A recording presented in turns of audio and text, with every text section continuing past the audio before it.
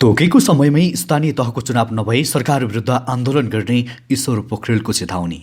एमसीसीले प्रधानमन्त्रीलाई राख्यो नयाँ प्रस्ताव, 5G को तत्काल परीक्षण गर्न नेपाल टेलिकमलाई निर्देशन। विपद प्रभावितलाई राहत दिन गृहमन्त्री खाँडको निर्देशन। एमसीसी राष्ट्रको हितमा नरहेको भन्दै ज्ञानेन्द्र शाहीले दिए प्रधानमन्त्री देउवालाई चेतावनी। निजी सवारी र ट्याक्सीमाथि लगाएको जोड बिजोड प्रणालीबारे आज निर्णय गरिने मन्त्री आलेको आरोप। योगेश भट्टराईले पैसाको लागि सबैतिर सेटिङ मिलाएछन्। मोरङको उखुबारी हत्याकाण्डमा जोडिएका थप 2 जना पक्राउ। हत्या गर्न 15 लाखको डिल। चीनको नाकाबन्दीले साना व्यवसायी मर्कामा, गरी खाने माध्यम ब्याङ्कले खोस्यो। किसानको समस्या समाधान गर्न मधेस सरकारले बनायो उच्च स्तरीय समिति। एमसीसी बारे माओवादी नेतालाई नै मनाउन सक्ने हैसियतमा छैनन् प्रचण्ड। हिउँदे वर्षाका कारण सिराहामा 15 करोड बराबरको काँचो इट्टा नष्ट। द्रुत गतिमा पक्रिरहेको छ सगरमाथा, विश्वकै लागि खतरा। नेदरल्यान्डमा भेटियो एचआईभीको नयाँ भेरिएन्ट, पहिलेको भन्दा बढी खतरनाक रहेको दाबी। हिन्दुकुश क्षेत्रमा 6.1 म्याग्निच्युडको भूकम्प। जनकपुरमा 4 करोडमा बन्दै धनुष आकारको शहीद गेट। बिहिबारदेखि पुनः फेरि अर्को मौसम प्रणाली विकास हुने सम्भावना लगायतका आज दिनभरका केही महत्त्वपूर्ण र काम लाग्ने समाचार आजको यस भिडियोमा। दर्शकवृन्द नमस्कार। युट्युब च्यानल इन्फो खबरको समाचार बुलेटिनमा तपाईलाई हार्दिक स्वागत छ। आज पनि केही महत्त्वपूर्ण दिनभरका काम लाग्ने समाचारको साथमा म सन्तोष कठायत उपस्थित भइसकेको छु।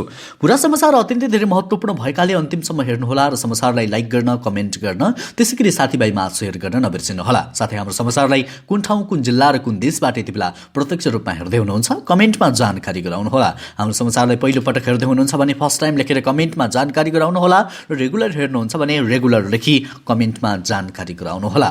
सुझाव सल्लाह अनि प्रतिक्रिया भए पनि कमेन्ट बक्समा लेख्नुहोला र सदैव ताजा र सत्य समाचार हेर्नको लागि हाम्रो युट्युब च्यानललाई सब्स्क्राइब गरी सँगै आउने बेल घन्टीलाई प्रेस गर्न पनि नबिर्सिनुहोला। समाचारको सुरुमा एमसीसीको प्रसङ्ग। अमेरिकाले आर्थिक सहायता परियोजना मिलेनियम च्यालेन्ज कम्प्याक्ट एमसीसी बारे नेपालसँग नयाँ प्रस्ताव अघि सारेको छ।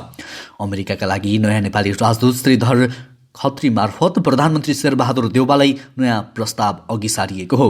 नेपालका राजदूत खत्री र एमसीसीका प्रतिनिधिहरूले बालुवाटारमै भेटेर यो सम्झौतामाथि छलफल गर्न 5 जनाको टिम बनाउने प्रस्ताव पठाएका हुन्। उक्त प्रस्ताव अनुसार एमसीसीका तर्फबाट 2 जना एमसीसीका विरोधी र 1 जना मध्यस्थकर्ता गरी 5 जनाको टोली बनाइनेछ। 5 जनाको टोलीबीच सहमति जुटे एमसीसीलाई अघि बढाउने निर्णय गरिनेछ। यदि सहमति नजुटे प्रक्रिया अनुसार अर्को निर्णय गरेर जान सकिने प्रस्ताव गरिएको स्रोतले जनाएको छ। त्यसैगरी अब अर्को समाचार। सञ्चार तथा सूचना प्रविधि मन्त्री ज्ञानेन्द्र बहादुर कार्कीले 5G सेवा तत्काल परीक्षण गर्न नेपाल टेलिकमलाई निर्देशन दिएका छन्। मन्त्री कार्कीले नेपाल दूरसञ्चार प्राधिकरणले सो सेवा परीक्षणका लागि स्वीकृति दिइसकेको उल्लेख गर्दै त्यसको तत्काल परीक्षण गरी आम जनतामा सेवा पुर्याउन नेपाल टेलिकमलाई निर्देशन दिएका हुन्। कम्पनीको 18औं वार्षिक उत्सवको अवसर पारेर शनिबार काठमाडौँमा आयोजना गरेको एक कार्यक्रममा बोल्दै 4G आयोजना र मध्यपहाडी राजमार्गमा अप्टिकल फाइबर बिछाई सूचना महामार्ग निर्माण गर्ने कार्यमा ढिलाइ नगर्न पनि नेपाल टेलिकमलाई सचेत गराएका छन्। त्यसैगरी अब अर्को प्रसङ्ग। प्रधानमन्त्री शेरबहादुर देउवाले करिब 3 महिना अघि कार्तिक 18 ग्लासगो सम्मेलनबाट फर्कने क्रममा एमसीसी सम्झौताका विषयमा नयाँ खुलासा गरे। जलवायु परिवर्तन सम्बन्धी विश्व सम्मेलनबाट फर्केका उनले त्रिभुवन अन्तर्राष्ट्रिय विमानस्थलमा पत्रकारहरूसँग कुराकानी गर्दै आफू र सत्ता गठबन्धनका अर्का नेता पुष्पकमल दाहाल प्रचण्डले संयुक्त रूपमा एमसीसी मुख्यालयलाई पत्र पठाएर सम्झौता अनुमोदन हुनेमा आश्वस्त पारेको बताएपछि राजनैतिक वृत्तमा तरङ्ग आयो।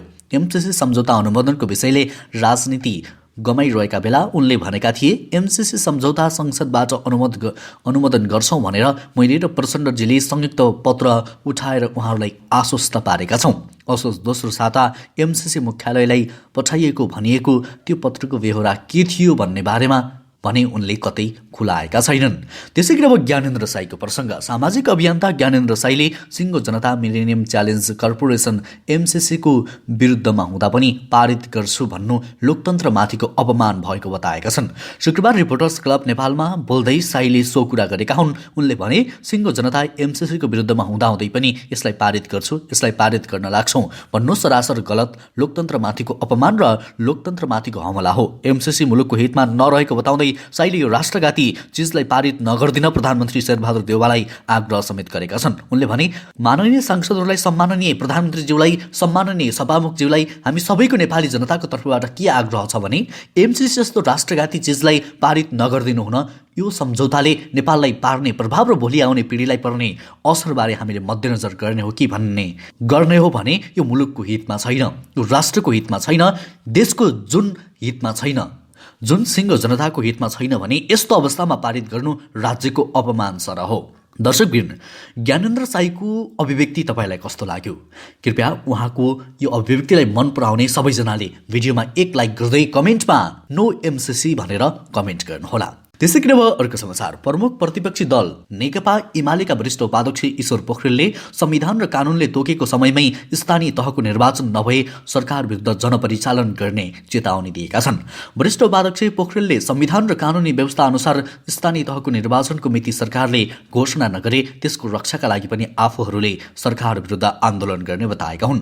पार्टी निकट पत्रकारहरूको संगठन प्रेस चौधारी नेपालको 24औं स्थापना दिवसको अवसर पारेर शनिबार काठमाडौँमा आयोजित एक कार्यक्रममा बोल्दै उनले श्रीमानहरूले बनाएको वर्तमान सरकारले संविधान र कानून उल्लङ्घन गर्ने दृढता गरिरहेको आरोप लगाएका छन्। त्यसै गरी अब अर्को प्रसङ्ग। गृहमन्त्री बालकृष्ण खाँडले तराईमा हावाहुरीका कारण मृत्यु भएका 3 जनाका परिवार र उच्च पहाडी तथा हिमाली जिल्लामा हिमपातका कारण प्रभावित नागरिकहरूको उचित व्यवस्थापन एवं राहत उपलब्ध गराउन निर्देशन दिएका छन्। गृहमन्त्री खाँडले मन्त्रालयका विपद तथा द्वन्द्व व्यवस्थापन महाशाखाका प्रमुख सहसचिव प्रदीप कुमार कोइराला तथा तराईका 2 हिमाली क्षेत्रका 8 जिल्लाका प्रमुख जिल्ला अधिकारी र 1 सहायक प्रमुख जिल्ला अधिकारीलाई हिमपात तथा हावाहुरीका कारण समस्यामा परेकालाई तत्काल राहत उपलब्ध गराउन निर्देशन दिएका हुन्। त्यसै गरी अब अर्को प्रसङ्ग। मोरङ र ललितपुरमा 3 जनाको हत्या प्रकरणमा जोडिएका थप 2 जनालाई प्रहरीले पक्राउ गरेको छ। राजेन्द्र कुमार श्रेष्ठ, मोहन लिम्बू र शम्भु कुमार चौधरीको हत्यामा संलग्न भएको आरोपमा प्रहरीले 2 जनालाई पक्राउ गरेको हो।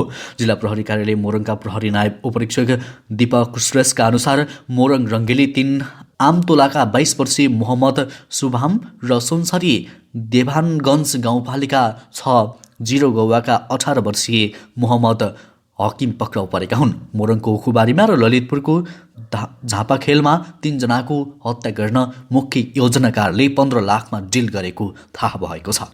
त्यसै गरी अब अर्को प्रसङ्ग। नेदरल्यान्डमा एचआईभीको नयाँ भेरिएन्ट भेटिएको छ। नयाँ भेरिएन्ट बीबी पुरानोभन्दा निकै तीव्र गतिमा फैलने र शरीरको प्रतिरोधात्मक क्षमतालाई छिट्टै नोक्सान पुर्याउने भारतीय बेलायती सञ्चार माध्यम डेली मेलले जनाएको छ। नेदरल्यान्डमा मात्रै 109 जनामा नयाँ भेरिएन्ट देखिएको छ। अक्सफोर्ड विश्वविद्यालयका शोधकर्ताले गरेको अध्ययनमा नेदरल्यान्डमा भेटिएको एचआईभीको नयाँ भेरिएन्ट निकै खतरनाक रहेको खबरमा उल्लेख गरिएको छ। सङ्क्रमितको रगतमा भाइरसको मात्रा पहिलेभन्दा 3.5 देखि 5.5% धेरै रहेको पाइएको र रोग प्रतिरोधात्मक क्षमता निकै गुमाएको पाइएको छ। तर उपचारपछि सङ्क्रमितको अवस्थामा धेरै सुधार भइरहेको खबरमा उल्लेख गरिएको छ। त्यसै गरी अब अर्को प्रसङ्ग। सिन्धुपाल्चोकको भोटेकोशी गाउँपालिका 4 का वडाध्यक्ष साङ दुर्जे शेर्पाले चीनको अघोषित नाकाबन्दीका कारण सर्वसाधारण बिचल्लीमा परेको बताएका छन्। आजसँगको कुराकानीमा वडाध्यक्ष शेर्पाले तातोपानी भन्सार नाकासँग आश्रित भएर व्यवसाय सञ्चालन गर्ने सर्वसाधारणका बिल्लीबाट भएको बताएका छन्। शेर्पाका अनुसार चीनको नाकाबन्दीपछि डुवानी क्षेत्रमा सिल्क ट्रान्सफर्मरको एकाधिकार छ, जसका कारण अन्य साना व्यवसायी बेरोजगार छन्। भोटेकोशी गाउँपालिकाका अधिकांश स्थानीयको घरको 1 जनाको गाडी रहेको बताएको उनले यस क्षेत्रमा खेतीपाती नहुने भएकाले त्यसैको आम्दानीबाट परिवार पाल्दै आए पनि नाकाबन्दीपछि उनीहरूको रोजगारी मरेको शेर्पाले बताएका छन्। त्यसै गरी अब अर्को प्रसङ्ग। बिहिबारदेखि परेको वर्षाका कारण सिराहामा 15 करोड रुपियाँभन्दा बढीको काँचो इँटा नष्ट भएको छ। साथै 5 करोडभन्दा बढी पकाउन ठिक्क पारेको इँटा पनि गलेको छ। इँटा उद्योग व्यवसायी सङ्घ सिराहाका अध्यक्ष तथा केन्द्रीय सदस्य विक्रम शाहका अनुसार बेमौसमी वर्षाले धेरै व्यवसायी मारमा परेका छन्।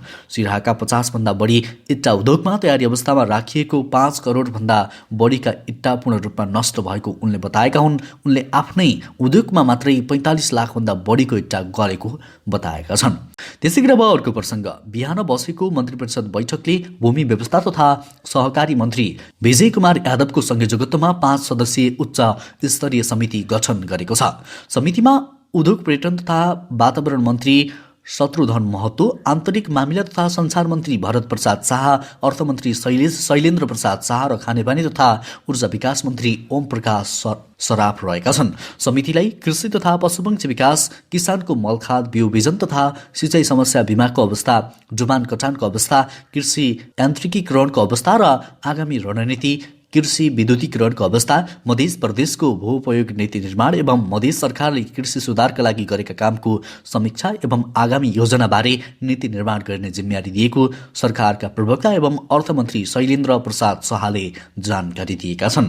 त्यसै गरी अर्को प्रसङ्ग, हिन्दूको क्षेत्रमा 6.1 म्याग्निच्युडको भूकम्प आएको छ। हिन्दूको क्षेत्रको अफगानिस्तान र ताजिकिस्तान सीमामा केन्द्रबिन्दु भएर भूकम्प आएको अमेरिकी भूगर्भविद सर्वेक्षणले जनाएको छ। स्थानीय समयअनुसार शुक्रबार राति भूकम्प आएको हो। भूकम्पका बारेमा थप विवरण र त्यसले पारेको असर सम्बन्धी विवरण आउन भने बाँकी रहेको अधिकारीहरूले बताएका छन्। त्यसै गरी आजको अन्तिम समाचार, सगरमाथाको उच्च भागमा रहेको हिम नदी पग्लिने क्रम बढेको अध्ययनकर्ताहरूले बताएका छन्। अमेरिकाको मेन विश्वविद्यालयले नेतृत्व गरेको शोधकर्ताहरूको टोलीले अध्ययन गरेको अनुसार पछिल्लो 25 वर्षमा साउथ कोल हिम नदीको 180 फिटभन्दा धेरै हिउँ गुमेको पाइएको बीबीसीले जनाएको छ।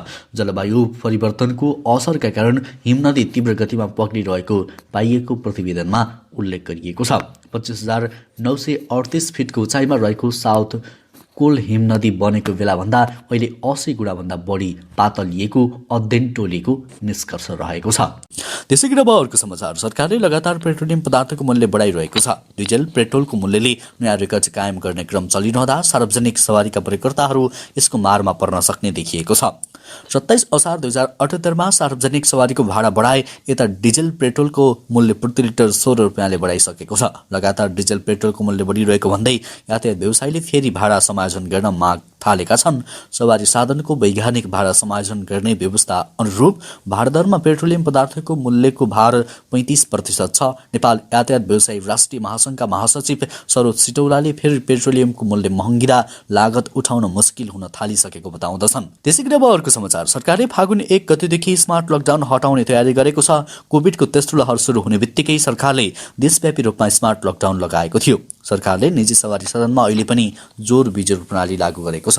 विभिन्न सभा गोष्ठीमा 25 जनाभन्दा बढी भेला हुन बन्देज लगाइएको छ। रात्रिकालीन व्यवसायीहरूले त सरकारका प्रतिनिधिहरूलाई भेटेर स्मार्ट लकडाउन हटाउन बिलौना गरेका थिए। सीसीएमसीका सदस्य समेत रहेका राज्यमन्त्री उमेश श्रेष्ठले आगामी फागुन 1 गतेदेखि स्मार्ट लकडाउन हटाउने तयारी भएको सुनाए। तर कोरोनाको जोखिम कायमै रहेकाले आवश्यक मापदण्ड भने पालना गराएर सबै कुरा सुचारू गराउने उनको भनाइ थियो। त्यसै गरी अर्को समाचार, शीतकालीन ओलम्पिक्स खेलमा चीनमा सुरु भएको छ। कोरोनाको नियन्त्रण, मानव अधिकार हननको आरोप र कूटनीतिक बहिष्कारका बीच बेजिङमा ओलम्पिक्स सुरु भएको हो।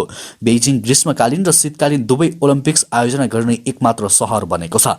ओलम्पिक्समा खेल प्रतियोगिताहरू हुने खेलस्थलमा भएका धेरैजसो हिउँ मानव निर्मित हुन्। चीनले शून्य कोभिडको अवस्था हासिल गर्नका लागि विभिन्न प्रयास गरिरहेकाले सर्वसाधारण दर्शकहरूलाई खेलको टिकट बेचेको छैन। सत्तारूढ कम्युनिस्ट पार्टीका सदस्य र सरकारी स्वामित्व रहेका कम्पनीहरूका कर्मचारी मात्र खेल हेर्नका लागि आमन्त्रित छन्। त्यसै गरी अर्को समाचार, सिजी नेटले इन्टरनेट जडान गर्ने नयाँ उपभोक्तालाई फ्री ट्रायल अफर दिने भएको छ। यो अफर अन्तर्गत नयाँ प्रयोगकर्ताले सिजी नेट जडानमा 15 दिनको निःशुल्क परीक्षण सुविधा पाउनेछन्। इन्टरनेट स्लो चल्ने गरेको गुनासो बढेका बेला सिजीले यस्तो अफर ल्याएको हो। यसबाट नयाँ प्रयोगकर्ताले परीक्षण अवधिको रूपमा 15 दिन इन्टरनेट चलाउँदा कुनै शुल्क लाग्ने छैन। यसरी उपभोक्ताले 15 दिनसम्मको निःशुल्क परीक्षण अवधि दिने आफूहरू पहिलो सेवा प्रदायक कम्पनी भएको सिजी नेटले जनाएको छ। त्यसै गरी अर्को प्रसङ्ग, स्वदेशी उत्पादन कम भएकाले विगतको वर्षभन्दा यस वर्ष प्रेम दिवसका लागि भारतबाट 50,000 बढी रातो गुलाब आयात गरिने भएको छ। कोरोनाको कारण विगत 2 वर्षदेखि व्यापारीले यस व्यवसायमा थप लगानी नभएको तथा माघको सुरुवातदेखि घाम नलागेका कारण यस वर्ष रातो गुलाब उत्पादनमा कमी आएकाले आयात वृद्धि गर्नुपर्ने भएको हो। प्रेमको प्रतीक मानिने रातो गुलाबको गत वर्ष 1,80,000 स्टिक बजार माग रहेको थियो भने यस वर्ष बजार माग 50,000 स्टिकले बढी भएको छ। हवस् त दर्शकवृन्द, अहिलेलाई केही चर्चामा रहेका महत्त्वपूर्ण र काम लाग्ने समाचारको सिलसिला यति नै। अब हरेक दिन बिहानै ताजा र सत्य समाचार हेर्नको लागि हाम्रो युट्युब च्यानललाई सब्स्क्राइब गर्नुहोला। हवस् त अहिलेलाई भने म लगायत हाम्रो सम्पूर्ण टिमलाई बिदा दिनुहोस्। तपाईँको बाँकी पल उत्कृष्ट बनोस्।